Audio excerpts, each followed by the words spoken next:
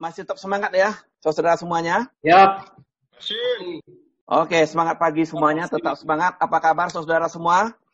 Baik. Luar biasa. Baik ya, luar biasa. Oke. Alhamdulillah baik. Baik. Jadi, kalau ingin jadi orang sukses tidak cukup jadi orang baik-baik saja. Harus menjadi orang yang luar biasa.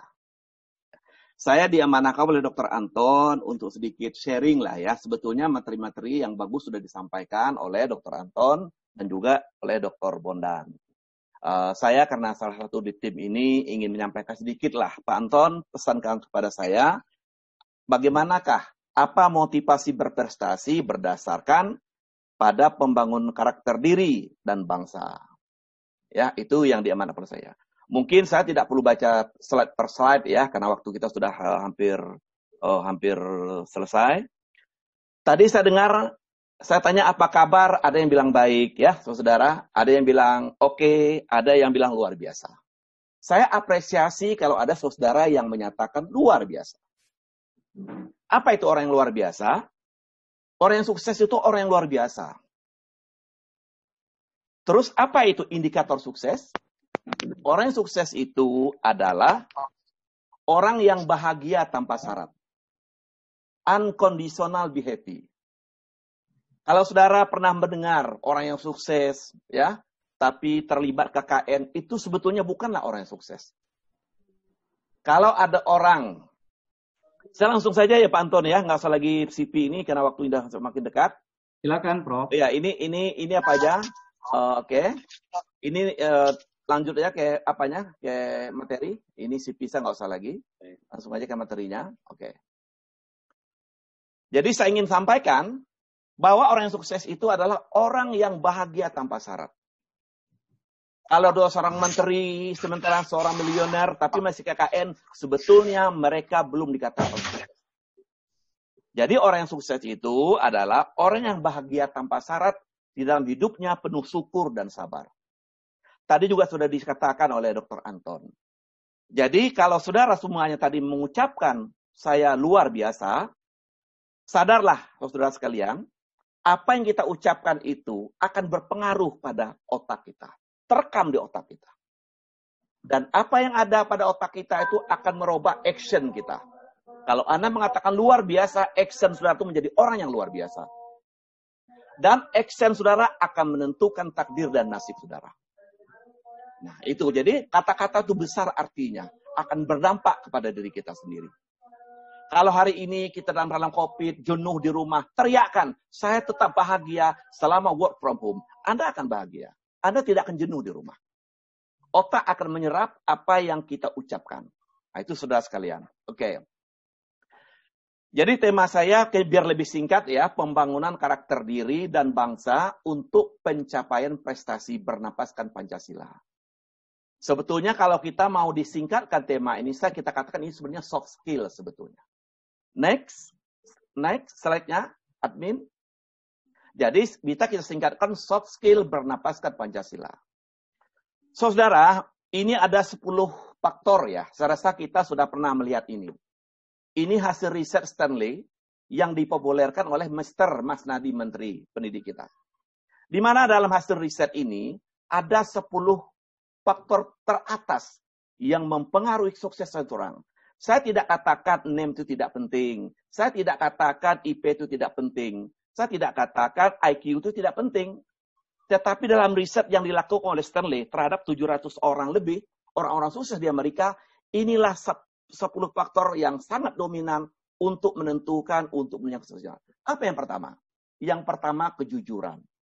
Bukan IQ yang tinggi, bukan NIM yang tinggi, dan bukan nilai yang tinggi. Tapi kejujuran. Kalau orang yang jujur itu tentu orang berpancasila. Orang yang berketuhanan masa sih nggak jujur? Harusnya orang yang berketuhanan Maha Esa itu dia beriman, tidak melakukan KKN. Itulah sebetulnya yang diharapkan oleh Pancasila. Yang kedua adalah disiplin. Orang yang beriman itu disiplin. Orang Muslim disiplin. Sholat 5 kali sehari dan seterusnya. Dan juga orang yang sukses itu harusnya mudah bergaul. Ya, mudah bergaul, tidak ego. Itu juga tercermin dari sila-sila. Ya, bermusyawarah dan adil dan musyawarah. Kemudian orang yang sukses itu adalah dia mempunyai having ya, dia mempunyai dukungan pendamping. Ada mentornya. Nah, adik sekalian tadi kan sudah ada kelompok-kelompok, ada mentornya. Ini salah satu indikator agar kita semuanya bisa sukses. Dan yang berikutnya adalah 10 faktor teratas untuk sukses seorang itu adalah kecintaan pada yang dikerjakan. Kita harus mencintai apa yang ada kita kerjakan. Kalau Anda ingin sukses, cintailah pekerjaan. Banyak hari ini orang yang tidak mencintai pekerjaan. Kalau ada termasuk orang yang tidak mencintai pekerjaan, berarti Anda semuanya terpenjara.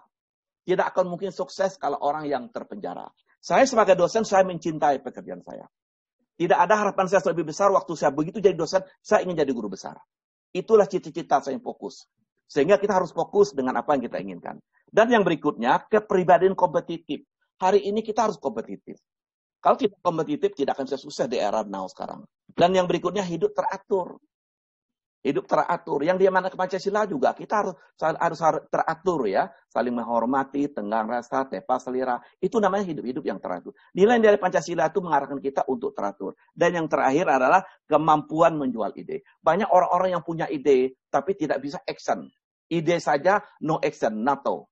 Biar ide sedikit, tapi bisa dilaksanakan, itulah yang terbaik. Next, saya cepat saja ya, karena waktunya memang sudah singkat sekali.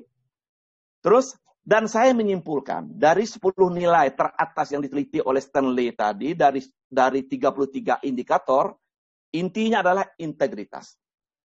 Kalau saudara mahasiswa ingin sukses, agar cita-citanya terwujud, tolonglah jadi orang yang berintegritas. Integritas merupakan nilai tertinggi dari soft skill. Nilai tertinggi dari motivasi kita untuk sukses. Lanjutnya, saya mencoba mengkolaborasi. Next, saya mencoba kolaborasi. Bagaimanakah Pancasila dan soft skill? Jadi nilai-nilai yang 10 tadi, faktor tertinggi dari kesuksesan seorang, saya coba mengkolaborasikan dengan soft skill dan Pancasila. Ini baru konsep, saudara ya. Ini belum dikaji, ini belum diteliti. Tapi ini baru satu konsep empirik karena tema saya adalah bernapaskan Pancasila. Saya tidak perlu sebutkan lagi, nanti adik-adik bisa bacakan. Next. Nah, sekarang bagaimana untuk sukses di era now? Saya melihat hari ini, terlepas dari 10 indikator yang kita bahas tadi, justru saya berpendapat dan juga dari pakar, kalau kita ingin sukses di zaman era sekarang ini, era digital ini, kita harus kreatif. Banyak sekali peluang-peluang pekerja yang dulu belum terpikirkan orang-orang lain. Orang bisa meng-create konten saja di YouTube, orang bisa sukses. Orang bisa keliling dunia. Itu namanya kreatif. Kemudian berkolaborasi. Ya, berkolaborasi dengan semua pakar, dengan teman-teman. Dan yang berikutnya, komunikasi. Ini penting, saya rasa ya. Ini komunikasi yang baik. Dan yang terakhir, critical thinking. Jadi, peserta hari ini harus memiliki critical thinking. Bagaimana Pancasila itu bisa membumi di mahasiswa Jakarta khususnya dan seluruh Indonesia pada umumnya. Saya dalam berkarir ya, pengalaman empirik saya pertama kita memang harus fokus. Terlepas dari 10 indikator, itu kan penelitian dilaksanakan oleh Amir. Implementasi motivasi prestasi, pertama kita harus fokus, Dr. Anto dan kawan semuanya. Yang kedua kerja keras, yang ketiga kerja cerdas, yang keempat kerja tuntas. Dan yang paling penting, menurut pengalaman pribadi saya adalah doa. Doa dengan konsep zero mind process. Doa itulah senjata orang-orang yang beriman. Next. Jadi implementasinya dari banyak teori tadi adalah fokus, kerja keras, kerja cerdas, kerja tuntas, dan doa. Doa ini penting ya. Bagi saya doa ini cukup penting. Dan yang terakhir, penuh syukur dan sabar. Saya rasa itu saja yang dapat saya sampaikan. Mengingat waktu semakin singkat. Banyak maaf, terima kasih atas perhatiannya. Wassalamualaikum warahmatullahi wabarakatuh.